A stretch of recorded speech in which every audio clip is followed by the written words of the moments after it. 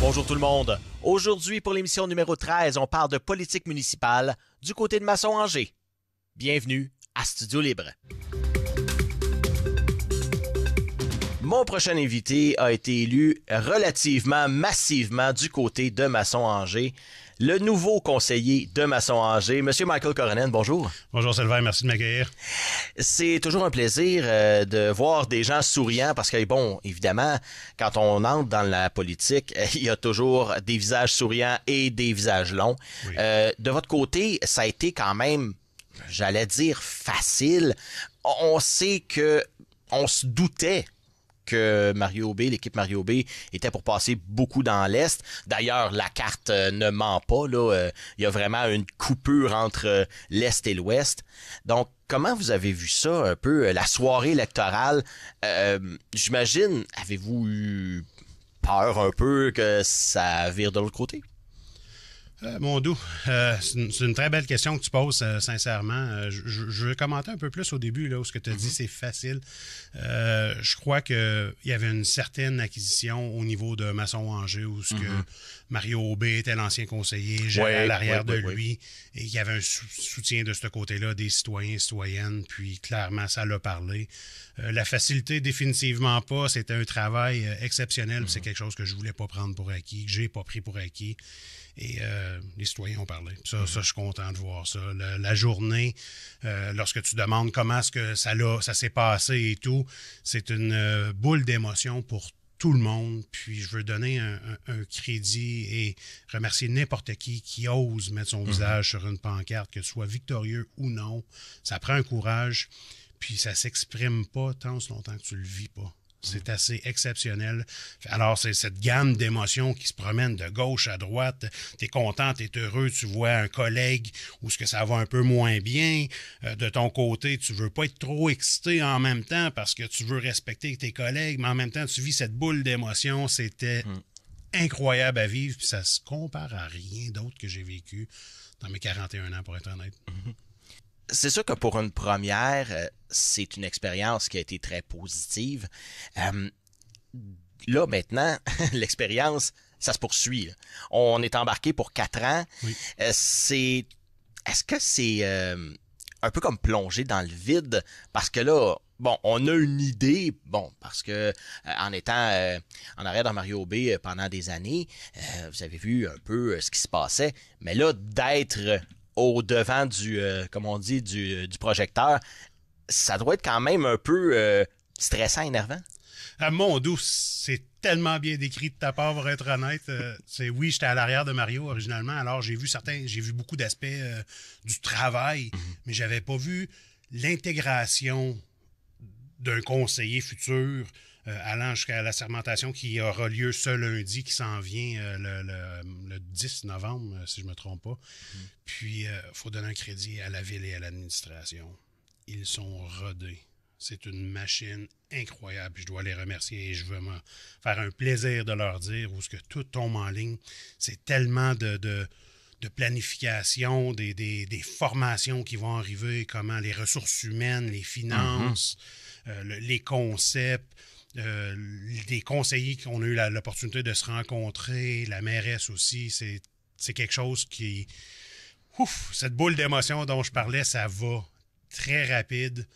Puis j'ai hâte que ça s'officialise pour pouvoir vraiment avoir l'information et pouvoir faire le travail jour 1. Là. Quand on parle d'émotion, souvent, il y a des dossiers qui vont chercher l'émotion. L'émotion des citoyens, l'émotion des conseillers. Parfois, ça brasse un peu. Mais là, la dynamique est quand même, je pourrais dire, à sens unique. Parce que là, du côté d'Action Gatineau, s'il y a vraiment des dossiers qui sont un peu plus potentiellement litigieux, ben c'est clair que ça va aller de leur côté parce que, bon, au conseil, ils sont majoritaires. Donc, comme j'en parlais avec Edmond Leclerc la semaine dernière, on leur a pratiquement donné les clés de la ville, mais là, il faut livrer aussi. Il faut livrer la marchandise. Ah, mon doux, est-ce qu'on leur a donné les clés de la ville? Je suis pas tout à fait prêt à dire cette approche, pour être honnête. Je pense que les citoyens et citoyennes veulent pas du côté de la mairesse et on prend Mario Aubé, ont quand même près d'un 50-50 et les citoyens ont été clairs avec ça. Au niveau de la table, on est quand même 7 conseillers qui représentent l'équipe Mario Aubé, une grande partie de l'est de la ville, comme qu'on a eu la chance de discuter. Alors, je crois que ça va être important de collaborer entre les coalitions, entre les équipes, pour le bien des citoyens. Puis c'est pour ça qu'on se lance en politique, de mon côté, où ce que je veux représenter les gens de Masson-Angers au meilleur de mes capacités et de leur donner cette voix-là. Puis on va tout faire pour aller chercher notre morceau du gâteau. Puis on espère d'avoir une collaboration des autres conseillers et conseillères. Quand on parle de poids démographique, évidemment, dans l'Est, on est moins que dans l'Ouest. Et puis, comme j'en parlais justement avec M. Leclerc la semaine dernière, on n'a pas, en tout cas le schéma d'aménagement ne nous permet pas de faire les mêmes choses ici qu'à Hull. Donc, on ne pourrait pas bâtir des tours de 20 étages avec 350 logements dedans. C'est pas ça qu'on veut ici. J'imagine les citoyens ne veulent pas voir apparaître des méga-tours dans leur cours. Ça nuirait un peu au paysage qui est encore un peu, je dirais plutôt, à mi-ville, mi-campagne. Là. On a un attachement à ce genre de bâtiment-là ici à Buckingham et à Masson-Angers. Donc, comment est-ce qu'on peut avoir notre poids en étant moindre? Comment est-ce qu'on peut faire valoir nos dossiers ici puis dire on existe et puis on a besoin de services et, exemple donné, bon, je pense à un aréna, là, on en a besoin, là, c'est criant. Donc, comment est-ce qu'on peut faire en étant un poids démographique moindre? Je pense que c'est là que mon rôle vient d'une importance, autant que quelqu'un comme M. Leclerc pour Buckingham, le mien, ou M. Lessard qui suit aussi dans les circonscriptions des districts, où ce qu'on doit avoir cette voix-là pour les citoyens et veut pas, on a un rôle à la table des élus. On a un vote aussi à la table des élus. On représente un district et non nécessairement un nombre spécifique d'individus.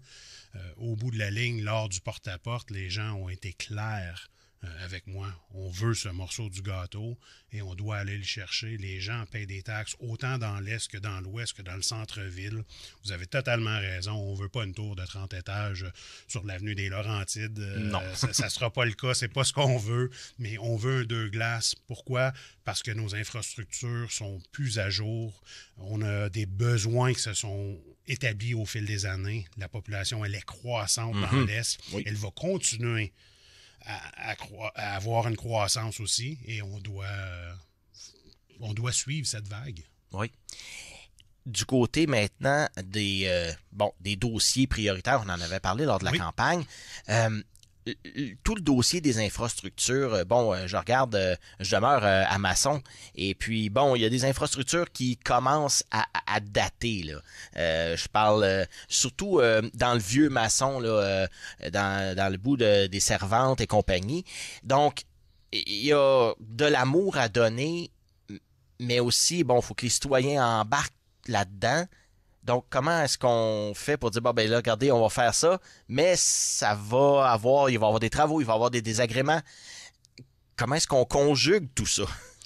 Je pense que, une fois assis autour de la table et avoir accès à tous les dossiers, puis pouvoir me familiariser davantage, je crois que ça va m'aider. Le porte-à-porte me donner cette opportunité-là d'aller comprendre les besoins. Maintenant que je les comprends, je dois les prendre et les comparer avec qu'est-ce qui est en planification au niveau de la ville, rétablir potentiellement avec le conseil les priorités pour Masson, travailler avec les citoyens pour bonifier au maximum de nos capacités, en respectant une capacité de payer bien certain des citoyens qui est hyper important pour amener une certaine amélioration, visibilité de notre côté de la ville. Oui. Il y en a qui disent que tout est compliqué à Gatineau, que quand on peut faire simple, on rend ça tellement complexe que ça en devient un sac de nœuds. On a l'impression de la tour d'Astérix, pratiquement, le formulaire bleu avec le laissez-passer 135. Est-ce qu'on a une vision, justement, pour améliorer tout ça? Je pense simplement au permis d'affaires. Ça a été, dans le débat à Buckingham, ça a été un gros enjeu. La communauté d'affaires dit, on peut pas attendre 1 an, 2 ans avant d'avoir un permis d'affaires pour opérer à Gatineau. Sinon, le timing souvent en affaires est très, très, très important.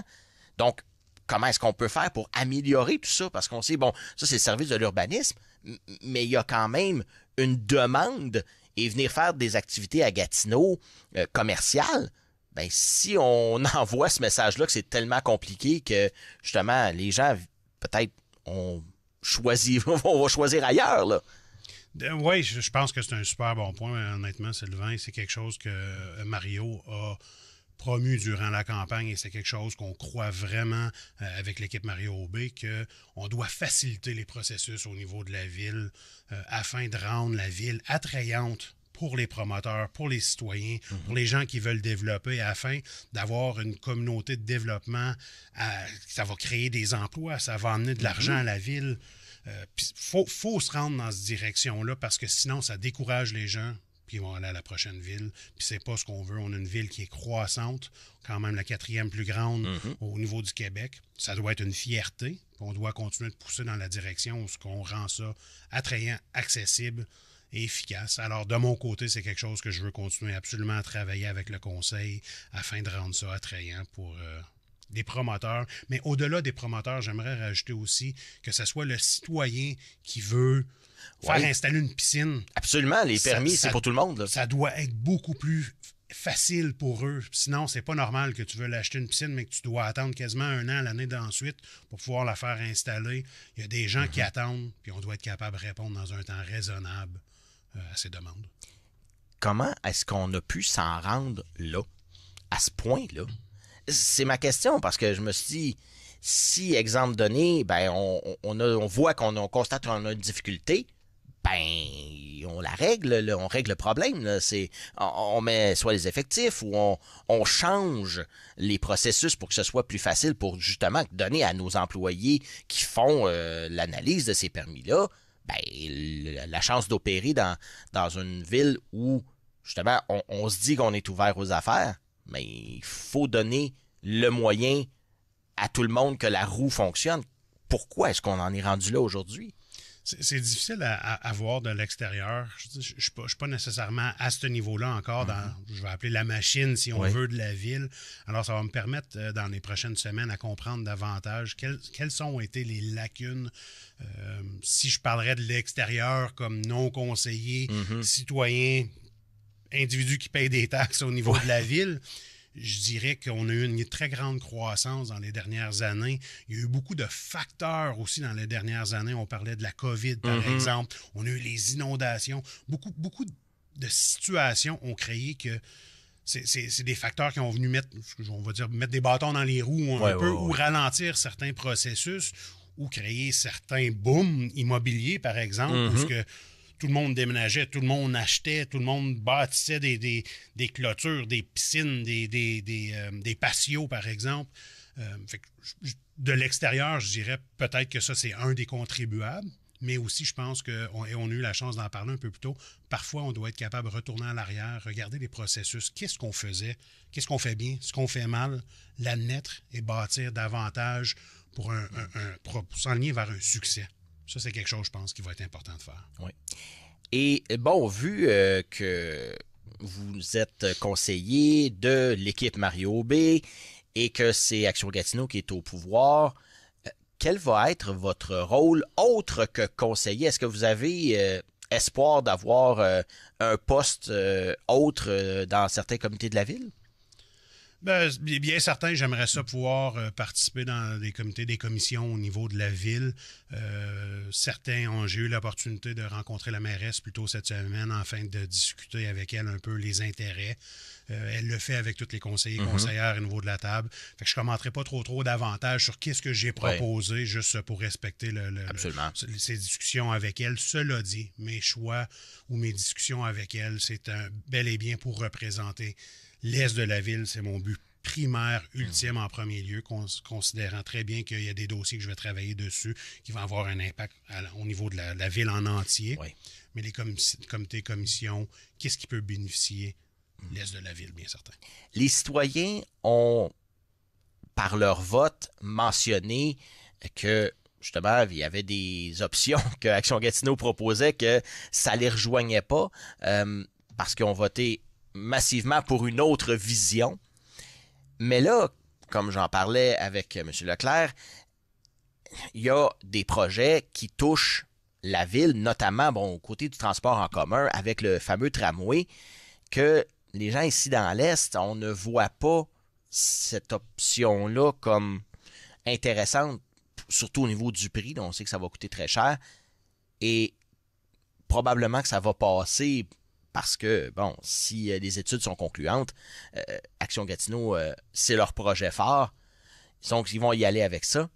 Est-ce que les citoyens de la ville vont devoir être courtisés pour accepter ça? Parce qu'on ne voit pas l'opportunité, mais quand on dit on a des infrastructures à faire, si on en a de notre côté, comme exemple donné un aréna, ça servira peut-être pas nécessairement aux gens d'Aylmer. Donc, il faut quand même essayer d'unifier cette ville-là. Et on sent qu'il y a quand même une division forte dans l'idéologie même. Comment est-ce qu'on va faire pour rassembler tout ça? Ça va être un travail colossal, pour être honnête. Les gens de l'Est ont été clairs. Le tramway n'a pas un avantage pour les gens de l'Est. Je crois qu'il faut être honnête. Lorsqu'on parle d'un pont, par contre, je crois que l'impact est davantage. Les gens d'Aylmer le veulent aussi. Les gens d'Est le veulent. Les gens de centre-ville le veulent. Ça, je crois que c'est un projet qui est structurant, à pas de coût au niveau de la ville présentement, qui pourrait apporter et avoir un impact immédiat. Alors, versus le tramway dans le tracé actuel, il y a beaucoup de facteurs qui ont changé. On avait parlé de l'hôpital, le palais des congrès, les services de police aussi, tout, et pas nécessairement sur le tracé actuel. Alors, je pense qu'il va y avoir une importance de poser ces questions-là. On ne sait toujours pas combien ça va coûter le tramway. Puis vous l'avez mentionné, ça va coûter de l'argent. C'est des milliards. Citoyens. C'est garanti. Si c'est pas d'une poche, ça vient de l'autre. Faut être réaliste. Là. Ça sort peut-être pas dans une taxe au niveau de la ville de Gatineau présentement, mais on le paye au niveau provincial ou on le paye au niveau fédéral. C'est quand même un projet structurant de multiples milliards de dollars. Ouais. De l'autre côté, si on revient, je crois, où ce qu'il faut créer cette neutralité, c'est on retourne au niveau de la STO. On doit reviser les processus à la STO, les chemins empruntés, par exemple. On en parlait tantôt par rapport à l'administration avec l'urbanisme. Est-ce qu'on doit ramener les autobus express, le prolongement de la véranderie, par exemple? Je crois qu'il y a une importance où ce qu'on doit diminuer et trouver une solution immédiate. Parce que si on va avec le tramway, par exemple, ça ne sera pas demain matin, mais le problème est là. Oui, parce qu'on a quand même un projet comme ça, c'est à peu près 10 ans. Là, si on compare avec le O-Train du côté d'Ottawa, ça a été quand même long aussi. Et puis bon, il y a eu des problèmes, on sait, du côté du O-Train. On n'espère pas avoir les mêmes de notre côté. Et aussi, là, il y a une nouvelle qui est sortie avec le nouveau budget Carney. C'est qu'il y a 40 000 fonctionnaires qui vont perdre leur emploi, j'imagine par attrition, par toutes sortes de processus et compagnie. On n'en aura peut-être pas 40 000 ici, dans la région, on s'entend, mais au moins, il va en avoir une bonne masse ici à Ottawa parce que c'est la place où il y en a le plus. Est-ce qu'un tramway qui vise notamment à transporter les fonctionnaires de Gatineau à Ottawa va être encore utile parce que s'il y a une diminution massive de monde, est-ce qu'on va payer pour un éléphant blanc? C'est une super belle question. C'est beaucoup de facteurs. Puis c'est quelque chose qu'on avait mentionné. Puis c'est sûr que des gens, comme vous avez mentionné, il va y avoir un changement par rapport à l'attrition. Mais un tramway qui part de Aylmer qui s'en va vers le centre-ville, parfait. Ça fonctionne entre 7h et 9h. Mais durant le jour, qui va le prendre? Ouais. Alors, si on a un environnement de travail où il y a encore moins de gens qui travaillent, où la fonction publique a diminué de 10, 20 000, 30 000 employés, est-ce que la demande est la même? Et c'est une question qui va être importante à se poser.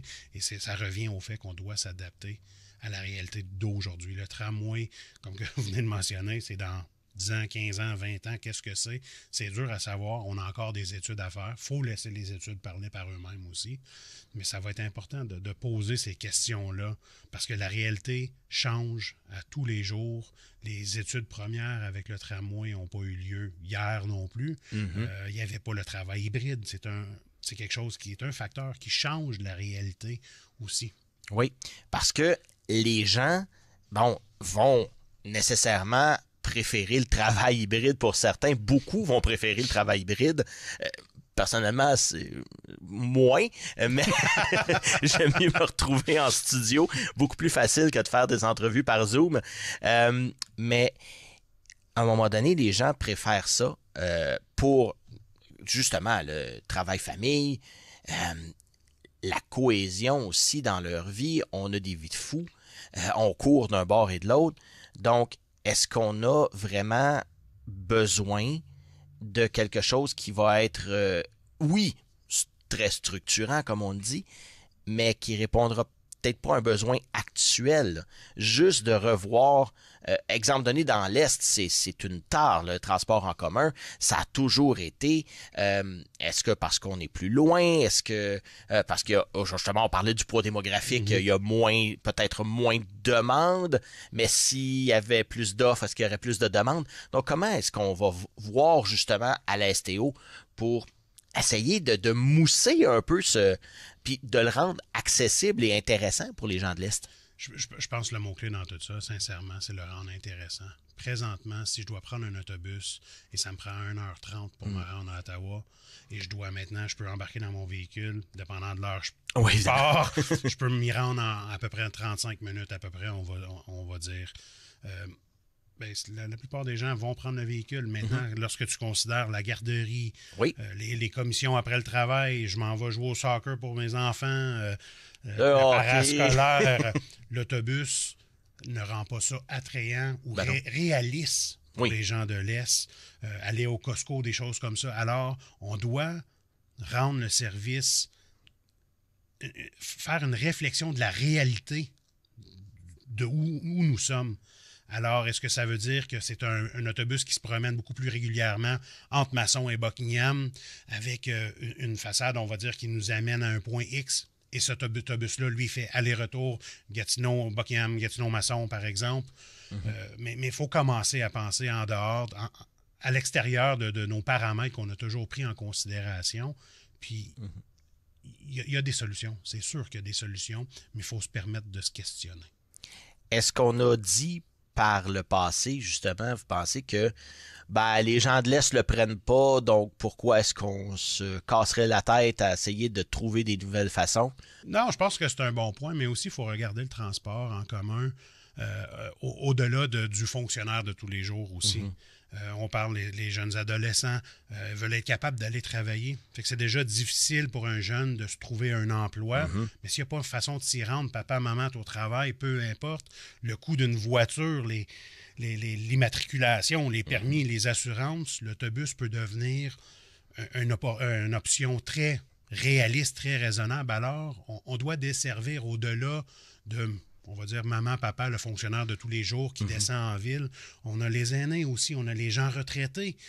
Alors, c'est plus gros que juste la personne qui fait du 8 à 4. Je pense qu'on doit être capable de desservir. Ces gens-là ont un besoin.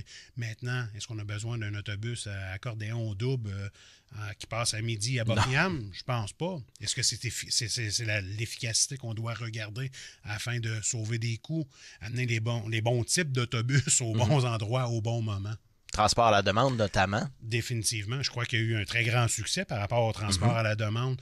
Je crois qu'on doit en faire la promotion davantage. Les gens ne le comprennent pas nécessairement. Est-ce que je peux juste me promener entre Buckingham et Masson? Est-ce que je dois absolument me rendre à l'arrêt d'autobus? Comment ça fonctionne vraiment si tu n'es pas un utilisateur et on n'en fait pas la promotion?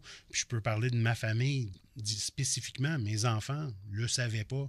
Puis, moi, il partait, il marchait, il se rendait à l'autobus dans le coin de la rue Georges, puis il attendait, sachant pas que ce service-là existait. Puis, c'est nouveau. Fait qu'on doit en faire la promotion. Oui, quand même nouveau, ça fait quelques années. Mais justement, moi-même, j'ai pas eu beaucoup de promotion là-dessus. J'en ai pas entendu beaucoup parler. C'est un service qu'on a mis en projet pilote, mais que on dirait qu'au-delà du projet pilote, on en a parlé, mais après ça, la promotion a peut-être manqué de ce côté-là.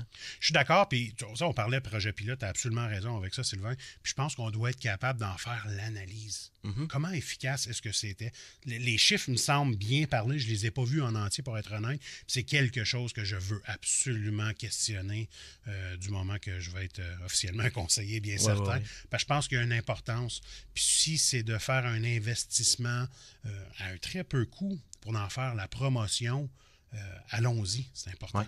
Parce que c'est prouvé, ça coûte moins cher qu'un autobus, que de mettre un circuit d'autobus en place, ce transport à la demande-là. Donc, puis j'imagine, ailleurs, dans d'autres coins de la ville, ça pourrait être quelque chose d'intéressant aussi. Parce que, bon, il y a peut-être des besoins ici et là, ailleurs. Donc, il y a une analyse à faire au niveau du transport en commun. Mais c'est tout un 4 ans qui s'en vient. On s'entend, ça va être différent de ce qu'on a toujours vécu à Gatineau. Est-ce qu'on a certaines appréhensions de dire, moi, je veux que dans 4 ans, on soit rendu là, à la ville de Gatineau? C'est un moment historique qui vient de se passer au niveau de la dernière élection. Là. C'est pour la première fois dans l'histoire de Gatineau où on a deux équipes au niveau de la table. On a aussi un indépendant, M. Leclerc. Je le félicite aussi pour sa candidature, bien certain. Et dans le prochain 4 ans, beaucoup de choses vont se passer. Faut prendre cette vague-là. Il faut travailler pour le citoyen, puis aller dans l'aspect positif, puis essayer de rendre notre ville meilleure. C'est ce que le citoyen demande. C'est ce que le citoyen veut. Et de mon côté, on continue. Je l'ai dit à multiples reprises, on amène le morceau de gâteau sur notre côté de la ville. Merci beaucoup, Michael Coronen, conseiller de Masson-Angers, nouveau conseiller de Masson-Angers. Et puis, bon 4 ans. Merci beaucoup.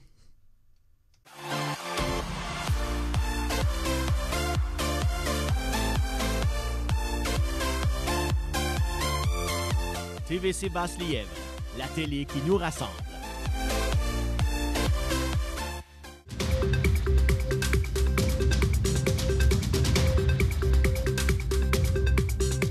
Merci beaucoup d'avoir été des nôtres pour cette édition numéro 13 de Studio Libre. J'aimerais remercier mon invité d'aujourd'hui, le nouveau conseiller de Masson-Angers à la ville de Gatineau, M. Michael Coronen.